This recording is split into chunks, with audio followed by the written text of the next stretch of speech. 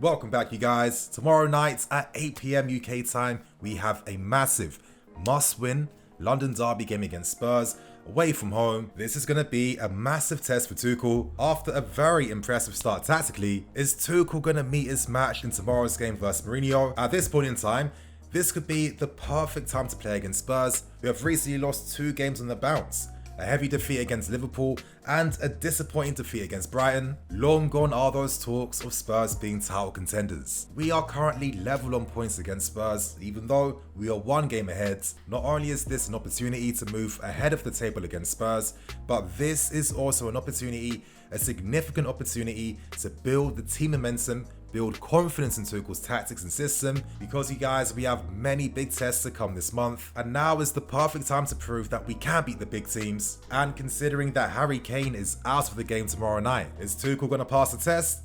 Time will tell you guys, but before I continue on with the match preview, I'm going to break down Tuchel's press conference. I'm going to go through the predicted lineups as well. I want to give a massive shout out to BT Sport for sponsoring the match preview. BT Sport has made its Matchday Experience available to all existing BT Sport customers. Now, what exactly is Matchday Experience? Well, all current BT Sport customers will from this week be able to enjoy the Matchday Experience on the BT Sport app for the very first time. With sports fans not being able to support their teams live from the stadium, Matchday Experience is a collection of immersive and innovative viewing features, allowing fans to get closer to the action than ever before. Now, Matchday Experience has 5 key features, and I'm going to break them down. Watch together.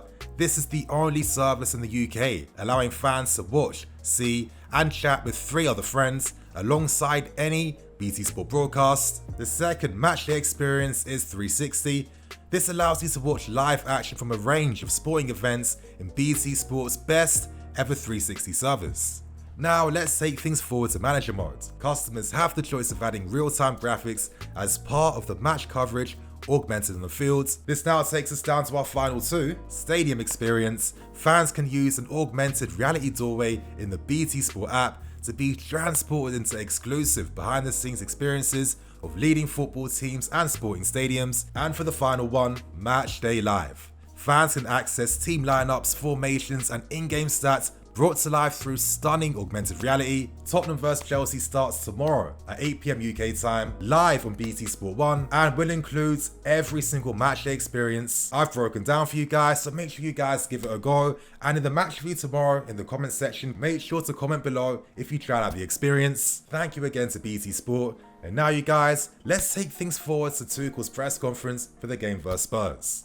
Now the questions turn towards Tuchel and his thoughts on Mourinho. I felt like Tuchel kept things very conservative and very respectful by stating that he has massive respect for Mourinho and saying that Spurs are currently one of the biggest clubs. Now we know that Tuchel is a guy that is always prepared for everything, and talks turned towards Harry Kane being out of the game. Tuchel did imply that he had a feeling that Kane was not going to be available, which makes a ton of sense, you guys. And of course, he paid his respects to Harry Kane. Now naturally, talks turned back to Timo Werner and Tuchel's plans to get the best out of him. Now, in this part, I found Tuchel's answer very insightful, very revealing, and basically Tuchel was saying that to get the best out of a striker, you have to understand what makes them tick. With certain strikers, they prefer to be left alone because, they can handle the pressure by themselves, but with other personalities, other strikers, they prefer that encouragement behind them. And Tuchel mentioned that Werner has had a good time playing in Spurs Stadium before. Now it's just hinting at the possibility that we are going to see Werner starting in the game tomorrow. I have a feeling, and if we do see Werner starting tomorrow, does this kind of imply that we are going to see him continue to play the same role in which he started versus Burnley? Again, there could be a big possibility behind that. Now, to move on to Tuchel's comments and thoughts on Mason Mount. Mason Mount has really been impressing him, and as Tuchel said, he's really been impressed by his 100% dedication to training and improving, by saying that by having this quality, this is the key quality to grow, improve, and become a top-class, world-class player. Tuchel said that at this point in time, he doesn't actually know what Mason Mount's limits are, which for me is a positive sign. But Tuchel said that he will continue to keep pushing Mason Mount, to keep giving him ambition, and ended off by saying that his personality, his positivity, has been really respected, has been really appreciated. And to be honest, that sounds like typical Mason Mount. But anyway, you guys, let's continue on. Tuchel praised the quality of the squad, he praised the quality of his options and the quality of the professionalism on show.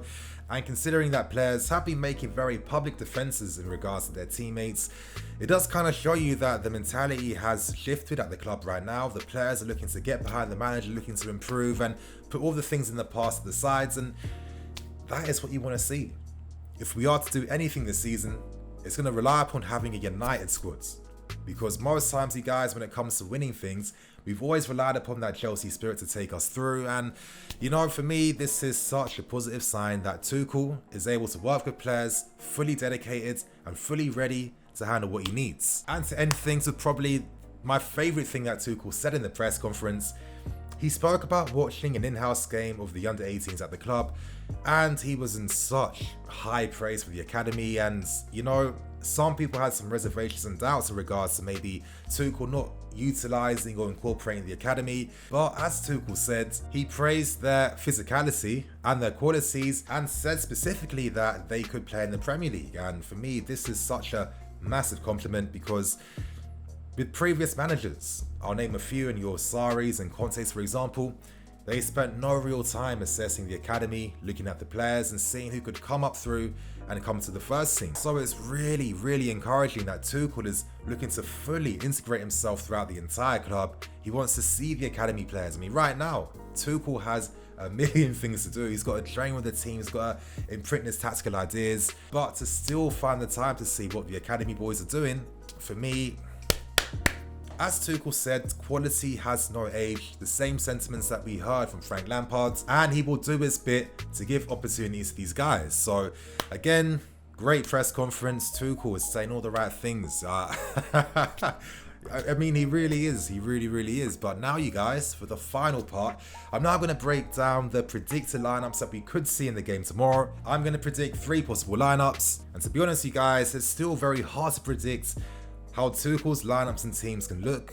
Personally, I feel like I have to see at least over 5, 6, 7 games to be able to get an understanding and an idea of the types of lineups, players, and the ways that Tuchel thinks when it comes to playing against opposition teams. It makes things even harder considering we have a full strength team, and that Tuchel is very fluid when it comes to formations and using the right lineups depending on the opposition. Already we've seen at least 2 different variants of a back 3 system. We saw a 3-4-2-1, and in the previous game versus Burnley, we saw a 3-4-1-2. So against Spurs, what type of possible back 3 formation could we see? And to help with my predictions, you guys, I've looked through previous games, previous tactics to try and build a little bit of a picture in regards to what could be happening tomorrow's game. And starting with the first formation, I've gone for a 3-4-2-1. In this team, I've gone for the back 4 that we've seen in previous games, so Rudiger, Silva, Azpilicueta and Mendy. For my wing backs, I've gone for Ben Chilwell and Hudson-Odoi. You know, my thinking is one of the reasons behind why maybe Alonso played in the Burnley game is because he wasn't going to get exposed for pace against Spurs with their very fast attack, an attack that likes to attack the spaces in behind. It's one of those games where Alonso could be a weakness against Spurs, so for that reason I've gone for Ben, who should be fully fit and ready for the game. And in midfield, now that we have a fully fit N'Golo Kante, now that we're seeing Cover's form on the rise again, I've gone for both these guys playing in the same midfield together. And up front, I've gone for Mason Mount, I've gone for Ziyech, and I've gone for Timo Werner. Now, you know, my thinking is with Havertz, we don't know at this point in time whether he's going to start in the game tomorrow. With how Mount impressed in the previous game, with how important Ziyech is too, and with Timo Werner needing to get his confidence and form back, this could be a potential attacking lineup that we see in the game versus Spurs. Now, moving on to the second formation, I'm going for a 4-3-3. Now, one of my reasons behind this is that recently Spurs have been using their very own back 3 system using a 3-4-3. Now, it has had some middling success, and my thinking is by using a 4-3-3, the plan would be to pack the midfield, so overload Spurs in those central areas. In this mid 3, I've gone for Jorginho, Kante and Mason Mount. Up front, I've gone for the informed Starboy and Hudson-Odoi playing down the left wing this time, And alongside him, I've gone for Timo Werner and Hakim Ziyech too. Overloading Spurs in those central areas could force their wing backs to tuck more in field too, freeing up space down the flanks. So in this team, I've gone for Reece James, and I think maybe one of the reasons behind why he started the final 20-50 minutes against Burnley was to have him prepared for the game tomorrow. We can't forget that Ziyech and Reece James, for most parts of the season, have been extremely creative together. And we also can't forget that Ziyech and Hudson-Odoi have a very good relationship, and I can just imagine these men just spraying volleyball passes down the left and right to each other. So, of course it will come down to the striker. I've gone for Timo Werner based on what Tuchel was saying in the press conference. And as you guys can see, I've gone for Ben for the pace, Rudiger Silva with Mendy in goal. And for the final formation, you guys, I have to admit, this is a little bit of a wildcard one, but I was inspired by a previous loss to Spurs over the past 3 seasons.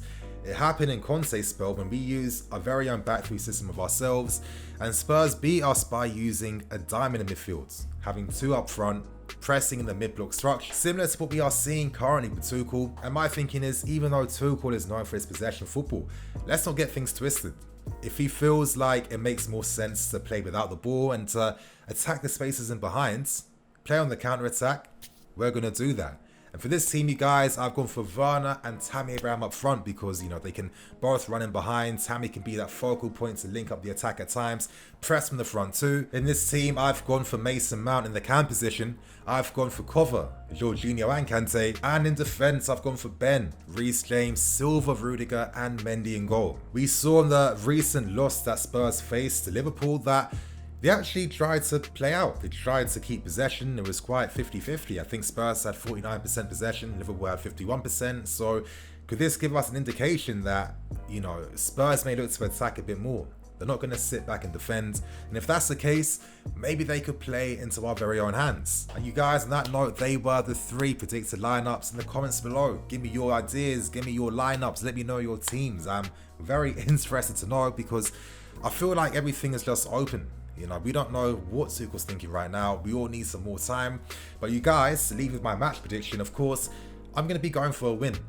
I feel like we can keep a clean sheet against Spurs. I feel like Tuchel has definitely been preparing for this game in advance too. And for that reason, I'm going to be going for a 2-0 win to us. So you guys, on that note, I'm Mimi FC. This is Blue Lions TV. I'll catch you guys tomorrow with some more videos.